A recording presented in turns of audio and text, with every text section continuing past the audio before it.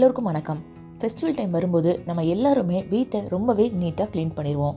ஆனால் அதுக்கப்புறம் நம்ம எந்த அளவுக்கு அதை மெயின்டைன் பண்ணுறோம் அப்படிங்கிறது தான் ஒரு பெரிய சேலஞ்சிங்கான விஷயமா இருக்கும். வாரத்தில் ஒரு நாள் நமக்கு லீவ் கிடைக்கும்போது சில விஷயங்களை ஃபாலோ பண்ணுறதன் மூலமாக வீடை எப்போவுமே நீட்டாக வச்சுக்க முடியும். ஒவ்வொரு சண்டேயும் நான் ஃபாலோ பண்ணக்கூடிய சில விஷயங்களை தான் உங்கள் கூட இன்றைக்கி ஷேர் பண்ணிக்க போகிறேன். இதில் ஃபஸ்ட்டு நம்ம பார்க்க போகிறது டீப் கிளீனிங். ஃபுல் வீட்டையுமே டீப்பாக க்ளீன் பண்ணுறது ஈஸியான விஷயம் கிடையாது. அதுக்கு நம்ம என்ன பண்ணலாம் அப்படின்னா, வாரத்தில் ஒரு நாள் ஒரு ரூம் சூஸ் பண்ணிவிட்டு அந்த ரூமை நல்லா டீப்பாக க்ளீன் பண்ணிடலாம். ஒருவேளை ரூம் ரொம்ப பெருசாக இருக்குது, இல்லை நிறைய திங்ஸ் இருக்குது, எடுத்து க்ளீன் பண்ணணும் அப்படின்னா ஒரு நாளைக்கு ஒரு சின்ன ஏரியாவை க்ளீன் பண்ண ஆரம்பிக்கலாம். எக்ஸாம்பிளுக்கு ஒரு ஷெல்ஃபோ இல்லை ஒரு ஸ்லாபோ இல்லை கட்டில் கடியில் க்ளீன் பண்ணுற மாதிரி பிளான் பண்ணிக்கலாம். இந்த மாதிரி ஒரு ஏரியா மட்டும் சூஸ் பண்ணதுக்கப்புறம் அங்கே இருக்கக்கூடிய பொருட்கள் எல்லாத்தையுமே கம்ப்ளீட்டாக எடுத்துகிட்டு நீட்டாக தொடச்சிட்டு தேவையில்லாத பொருட்களை தூக்கி போட்டுட்டு தேவையான பொருட்களை நீட்டாக அடுக்கி வச்சிடலாம். எல்லா ரூமையும் ஒரே நாள் க்ளீன் பண்ணணும் அப்படின்னு நினைக்கும் போது தான் நமக்கு ரொம்ப ஸ்ட்ரெஸ் ஆகும். க்ளீனிங் ஒர்க் மேலேயே நமக்கு இன்ட்ரெஸ்ட் இல்லாமல் போயிடும். இந்த மாதிரி ஒரு பர்டிகுலர் ரூமை க்ளீன் பண்ணும்போது அந்த ரூமில் இருக்கக்கூடிய ஜன்னலையுமே தண்ணி வச்சு நல்லா தொடச்சிடலாம். அது மட்டும் இல்லாமல் அந்த ரூமில் யூஸ் பண்ணக்கூடிய துணிகள் எல்லாத்தையுமே துவைச்சி போட்டுடலாம்.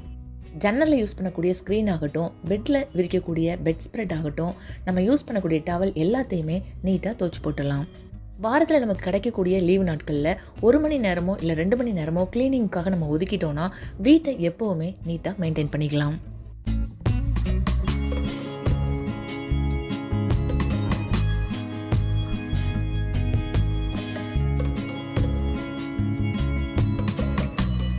அடுத்து நம்ம பண்ணக்கூடிய விஷயம் என்னென்னா, எல்லா ஷெல்ஃபையுமே க்ளீன் பண்ணுறது தான்.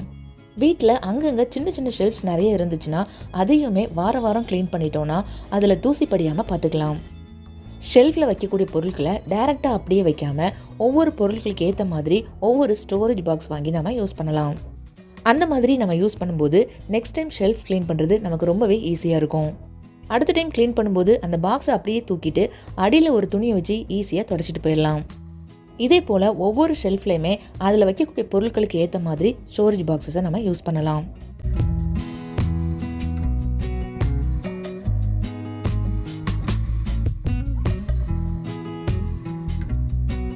எல்லார் வீட்லையுமே நம்ம அடிக்கடி யூஸ் பண்ணாத சில பொருட்களை வச்சுருப்போம். 6 மாதத்துக்கு ஒரு டைமோ இல்லை 1 வருஷத்துக்கு ஒரு டைமோ தான் நமக்கு அது தேவைப்படும். அந்த மாதிரி பொருட்களை ஒரு பெரிய அட்டைப்பெட்டியில் போட்டு மூடி நம்ம ஒரு ஷெல்ஃபில் எடுத்து வச்சிடலாம்.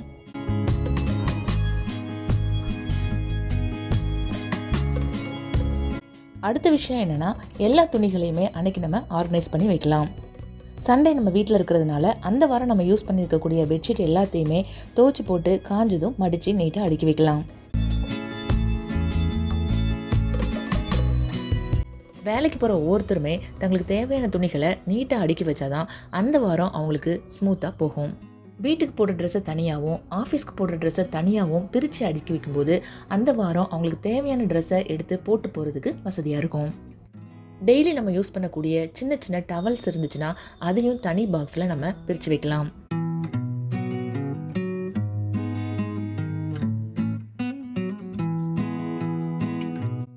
அதுக்கப்புறம் ஸ்போர்ட்ஸ் வியரோ இல்லை டிஷர்ட் ட்ராக் இருந்துச்சுன்னா அதுக்கும் தனியாக ஒரு பாக்ஸ் போட்டு ஸ்டோர் பண்ணி வைக்கலாம்.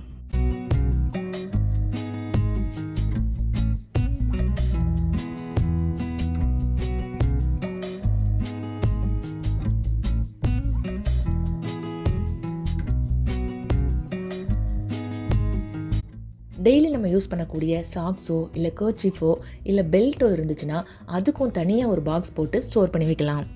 இந்த மாதிரி ஸ்டோர் பண்ணி வைக்கும்போது அது மிஸ் ஆகாமல் இருக்கும். காலையில் டென்ஷனில் ஈஸியாக நம்ம கைக்கு கிடைக்கிற மாதிரி இருக்கும்.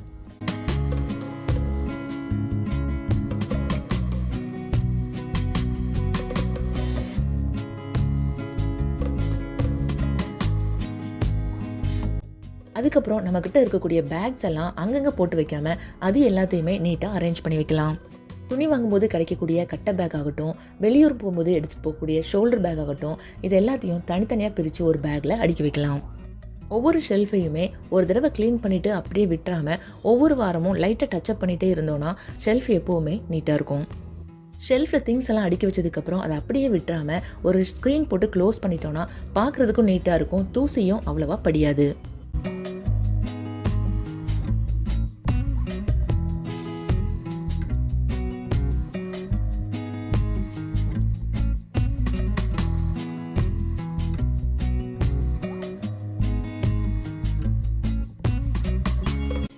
அடுத்ததாக வாரம் கண்டிப்பாக க்ளீன் பண்ணக்கூடிய ஒரு விஷயம் என்னென்னா டேபிள்ஸ் தான். டைனிங் டேபிள் ஆகட்டும், ஸ்டடிங் டேபிள் ஆகட்டும், டிவி வச்சுருக்கிற டேபிள் ஆகட்டும், இது எல்லாமே ஹாலில் இருக்கிறதுனால சீக்கிரமாகவே தூசி அதிகமாக படியும். அதனால இந்த மாதிரி டேபிள் எல்லாத்தையுமே கண்டிப்பாக நம்ம வாரம் க்ளீன் பண்ணிடணும். வீட்டில் இருக்கிறவங்களை பொறுத்த வரைக்கும் வெளியில் போயிட்டு வந்தாங்கன்னா கையில் என்ன பொருள் இருக்கோ அதை அப்படியே டேபிள் மேலே வைக்கிறது அவங்களுக்கு வழக்கமாக இருக்கும். ஒவ்வொரு நாளும் வீடு கூட்டுறதுக்கு முன்னாடி ஒரு 5 minutes டைம் ஸ்பெண்ட் பண்ணி டேபிளில் இருக்கக்கூடிய பொருட்களை அது எங்கெங்கே இருக்கணுமோ அந்த இடத்துல வச்சுட்டோன்னா நமக்கு வீடு எப்போவுமே பார்க்குறதுக்கு நீட்டாக இருக்கும். வீட்டில் இருக்கக்கூடிய எல்லா பொருளுக்குமே வைக்கிறதுக்காக ஒரு இடம் செட் பண்ணி வச்சுட்டோன்னா டேபிள் எப்போவுமே கசகசன்னு இல்லாமல் பார்த்துக்க முடியும். ஸ்டடிங் டேபிளை பொறுத்த வரைக்கும் படிக்கிறதுக்கு தேவையான பொருட்களை மட்டும் அதில் வச்சுக்கலாம். அப்பப்போ சாப்பிட்றதுக்கு ஹெல்த்தியான கொஞ்சம் ஸ்நாக்ஸையும் வச்சுக்கலாம்.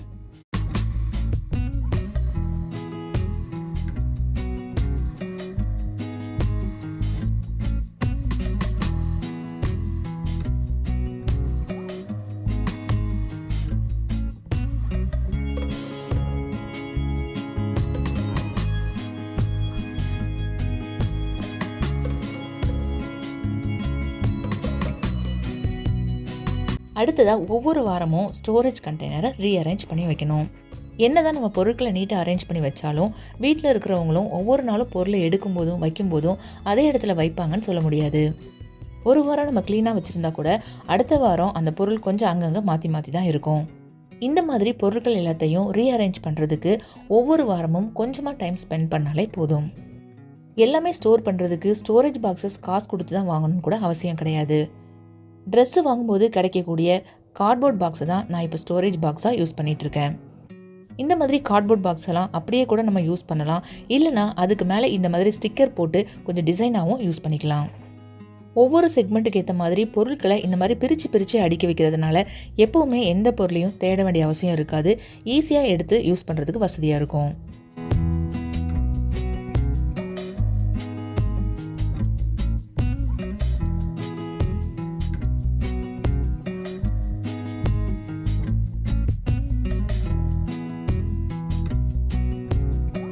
அடுத்ததாக முடிஞ்ச அளவுக்கு ஆர்கனைசர் பயன்படுத்தும் போது பொருட்கள் ரொம்பவே நீட்டாக அரேஞ்ச் பண்ணி வைக்கலாம்.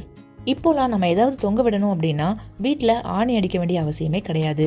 ஏன்னா இந்த மாதிரி வால் ஹூக்ஸ் நிறைய டிசைனில் நிறைய கலர்ஸில் கிடைக்குது. இந்த மாதிரி வால் ஹூக்ஸ் பயன்படுத்துறதுனால நிறைய பொருட்களை நம்ம செவுத்துலேயே தொங்க விட முடியும்.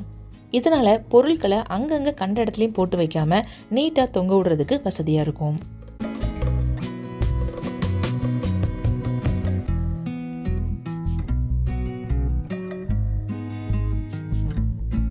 அடுத்ததாக சண்டே தான் நம்ம வீட்டில் ஹெல்த்தியான ஃபுட்டை ஸ்டோர் பண்ணி வைக்க முடியும். இதில் ஃபஸ்ட்டு நம்ம ஸ்டோர் பண்ணி வைக்க போகிறது பிரேக்ஃபாஸ்ட்டுக்கு தேவையான பொருட்கள். இதில் ஃபஸ்ட்டு ஸ்டோர் பண்ணுறது மட்டவல். இதில் பால், நாட்டு சர்க்கரையும் சேர்த்து தேவைப்பட்டால் கொஞ்சம் தேங்காயும் துருவி போட்டு ஈஸியாக 2 minutesல செஞ்சிடலாம். அதுக்கப்புறம் சம்பா புட்டு மாவு இருக்குது, இதுவுமே ஒரு 5 to 10 minutesல செஞ்சிடலாம். அதுக்கப்புறம் பச்சை பயிரை வேக வச்சு சாப்பிடலாம். கருப்பு உளுந்தை வச்சு கருப்பு உளுந்து கஞ்சி செஞ்சு சாப்பிட்லாம். கருப்பு கொண்ட கடலையை வேக வச்சு தாளித்து சாப்பிட்லாம். அதுக்கப்புறம் ஸ்நாக்ஸுக்கு ட்ரை ஃப்ரூட்ஸும் டேட்ஸும் ஸ்டோர் பண்ணி வைக்கலாம். ஈவினிங் ஸ்நாக்ஸுக்கு பிஸ்கட் மிக்சர் சாப்பிட்றதுக்கு பதிலாக இந்த மாதிரி ஹெல்த்தியான ஸ்நாக்ஸை சாப்பிட்லாம். குழந்தைங்க மட்டும் இல்லாமல் பெரியவங்க கூட ஆஃபீஸ்க்கு போகும்போது ஒரு பாக்ஸில் இதை எடுத்துகிட்டு போய் சாப்பிட்லாம்.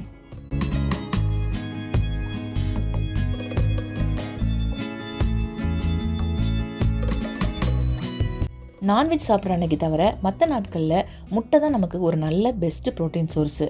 அதனால் வீட்டில் எப்போவுமே முட்டை இருக்கிற மாதிரி பார்த்துக்கிறது நல்லது.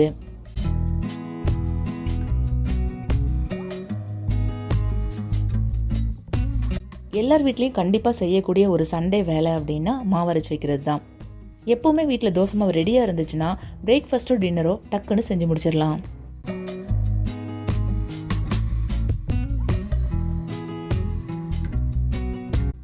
அடுத்ததான் நான் என்ன ஸ்டோர் பண்ணி வைக்க போகிறேன் அப்படின்னு பார்த்தீங்கன்னா ஹெல்த்தியான ஒரு லட்டு.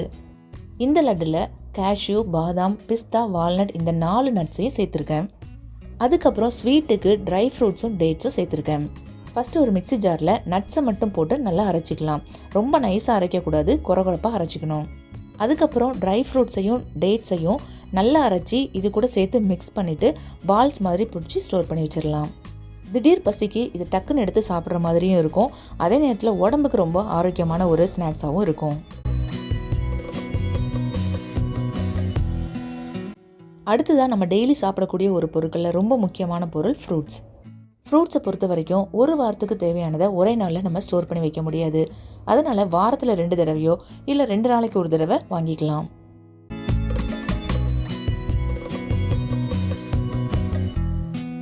அடுத்தது ரொம்ப முக்கியமான விஷயமே ஒவ்வொரு வாரமும் கிச்சனை க்ளீன் பண்ணுறது தான்.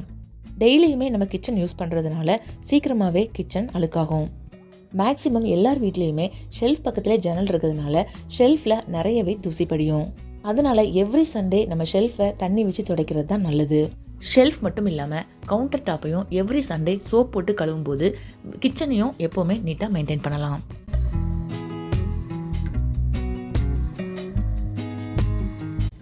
இந்த வீடியோ உங்களுக்கு பிடிச்சிருந்துச்சுன்னா மறக்காமல் லைக் பண்ணிக்கோங்க. இதே போல் இன்னும் பல வீடியோக்களுக்கு நம்ம சேனலை மறக்காமல் சப்ஸ்கிரைபும் பண்ணிக்கோங்க.